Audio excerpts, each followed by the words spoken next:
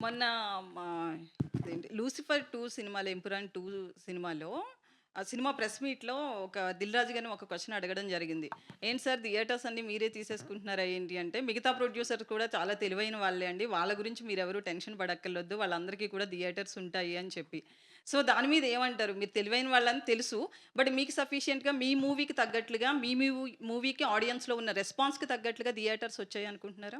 లేదండి. చాలా తక్కువ పడినియి. చిన్న సినిమాని తొక్కేస్తున్నారు. మీరందరూ ఎంత సపోర్ట్ చేసి నాకు దీనికి హెల్ప్ చేస్తే అంత బెటరు. చాలా చిన్న సినిమాని 'ఎంపురాన్' అన్ని పెద్ద సినిమాల మధ్యలో నా చిన్న సినిమాని తొక్కేస్తున్నారు. థియేటర్లు సరిగ్గా ఇవ్వట్లేదు. మీరందరూ కొంచెం యాజిటేషన్ లాగా ఏదైనా చేసి పోరాడి నాకు థియేటర్లు ఇప్పించాలని కోరుకుంటున్నాను. వంశీ గారు ఇక్కడ వంశీ యాక్చువల్లీ మీరు డేట్ 29th అనౌన్స్ చేశారు. 28th వచ్చారు. ఇప్పుడు 27th ఈవినింగ్ ఏమైనా పెయిడ్ ప్రీమియర్స్ అయిపోతున్నారా? ప్లాన్ చేస్తున్నాం. పెయిడ్ ప్రీమియర్స్ ప్లాన్ చేస్తున్నాము. కానీ లిమిటెడ్ ఏ స్టేషన్స్‌లో ఈటిల్లో ప్లాన్ చేద్దామని ఒక ఐడియా ఉంది. ఎందుకంటే నాకు ఇంకా ఇండియన్ కాపీ రెడీ అవ్వలా. ఆ కాపీ రెడీ అయిన దాన్ని బట్టి ఎంత మందికి డిస్పోజ్ చేయగలుగుతామో కంటెంట్ చూసి దాన్ని బట్టి ప్లాన్ చేద్దాం ప్రీమియర్స్ అని వెయిటింగ్. ఇందాక మాట్లాడుతూ మీరు గ్లామర్ అంటే అమ్మాయిలు అందంగా ఉంటే బాగుంటున్నారు. మీ సినిమాలో అసలు గ్లామర్ అమ్మాయే కనిపించలేదు ఎవరు. ఈ సినిమా నలుగురు హీరోలు అందంగా ఉన్నారని అమ్మాయిలందరినీ దాచాం సినిమాలో. మీకు బోర్ కొట్టినప్పుడల్లా ఒక అమ్మాయి వస్తుంది సినిమాలో.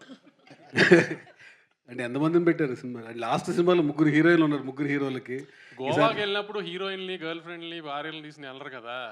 అక్కడికి వెళ్ళి అక్కడ అమ్మాయిలు సెట్ చేస్తారు. అలానే అక్కడికి వెళ్ళి అమ్మాయిలు సెట్ చేశారు. ఆ అమ్మాయిలందరూ మీకు సినిమా స్టార్ట్ అయిన తర్వాత కనబడుతూ ఉంటారు అప్పుడప్పుడు అట్లా.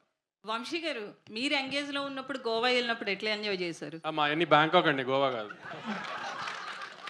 వంశీ గారు వంశీ గారు ఇంతకుముందు సినిమాలు రిలీజ్‌కి ముందు రోజే మీడియా షోస్ వేసేవారు కదా! సో, ఇప్పుడు రిలీజ్ రోజుకే వేయడానికి రీజన్ ఏంటి సార్?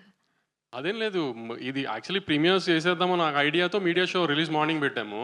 యాక్చువల్లీ నేను వేణుగోపాల్ గారు అనుకుని మీడియా షో అంటే ఒక్క మీడియా వాళ్ళు వచ్చి చూడకుండా ఈ ఫ్రైడే ఈవినింగ్ అని, సాటర్డే ఈవినింగ్ అని పెడితే మీడియా వాళ్ళు కూడా విత్ ఫ్యామిలీస్ వచ్చి ఒక డిన్నర్ లాగా అరేంజ్ చేసి ఒక చిన్న ఈవెంట్ లాగా చేసి మీడియా షో వేద్దాం అనుకున్నాం.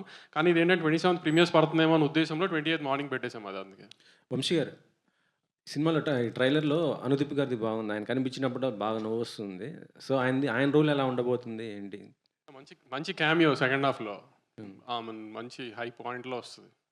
యాక్చువల్లీ అనుదీప్ మంచి కామెడీ డైరెక్టర్ కదా! సో, అలాంటి ఆయన్ని కూడా ఇలా ఒక మంచి ఆర్టిస్ట్‌గా ఏమైనా చేసే అవకాశం ఉందా? అనుదీప్‌తో చేయాలండి ప్రాజెక్ట్. అది ఆయన్ని అడగాలి మీరు. ఆయన చేద్దామంటే అప్పుడు ఆలోచించాలి. కానీ నాకైతే ఐడియా లేదు ప్రస్తుతానికి. నితిన్ గారు, సరే. ఇప్పుడు బావగారు గోవా మన అక్కడున్నారు. జపాన్‌లో ఉన్నారు కదా! ఈ ట్రైలర్ బావగారికి షేర్ చేశారా లేదా? ఇంకా కనుక్కోలేదు సార్. ఆయన బిజీగా ఉంటారు కదా అని చెప్పి ఇంకా చేయలేదు సార్. తప్పకుండా కనుక్కుంటాను సార్ మధ్యాహ్నం లోపల.